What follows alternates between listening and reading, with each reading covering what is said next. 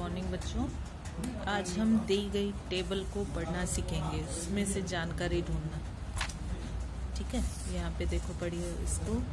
नाव का प्रकार, कई तरह की नाव बताई गई है। एक लट्ठे की नाव, फिर लंबी पूंछ की नाव, फिर मोटर बोट।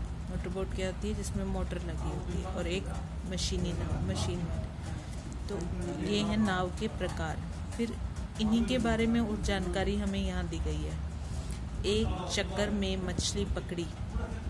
लट्ठे की नाव एक चक्कर में कितनी मछली पकड़ती है? किलो में दे रखी, किलोग्राम में 20 मछलियाँ। फिर लंबी पूंछ की नाव एक चक्कर में कितनी मछलियाँ पकड़ती है? 600 किलोग्राम। और मोटर बोट एक चक्कर में कितनी मछलियाँ पकड़ती है? 800 किलोग्राम। और मशीनी नाव एक चक्कर में कितनी मछलियाँ पकड़ती है? 6000 किलोग्राम। तो ये इस टेबल को देख के हम ये जानकारी प्राप्त कर सकते हैं। और भी जानकारी दे रखी है। नाव की चाल, आपको बताया चाल का मतलब क्या होता है? 1 घंटे में तय की गई दूरी को चाल कहते हैं। तो लट्ठे की नाव 1 घंटे में कितना किलोमीटर जाती है? 4 किलोमीटर हर घंटे में। फिर लंबी पूंछ की नाव 1 घंटे में कितना जाती है? 12 किलोमीटर प्रति घंटा। प्रति माना एक घंटे में लट्ठे की नाव 12 किलोमीटर। लंबी पूंछ की नाव, लंबी पूंछ की नाव के सामने। मोटर बोट की नाव 20 किलोमीटर 1 घंटे में प्रति घंटा। मशीन की नाव 22 किलोमीटर प्रति घंटा 1 घंटे में।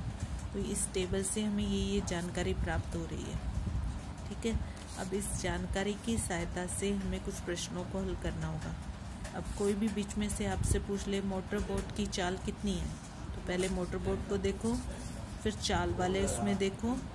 तो ये आ गया सामने, उसकी 20 किलोमीटर प्रति घंटा है उसकी चाल।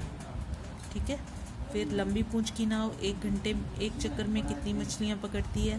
तो लंबी पूंछ की नाव के सामने और 1 चक्कर में पकड़ी गई मछलियाँ 600 किलोग्राम। ठीक है, इस टेबल को प्रयोग करना आ गया। और कल मैंने तुम्हें कुछ ये नियम करवाए थे, फॉर्मूला करवाए थे। इनकी सहायता से तुम कोई भी प्रश्न को हल कर सकते हो। चाल बराबर दूरी बटा समय।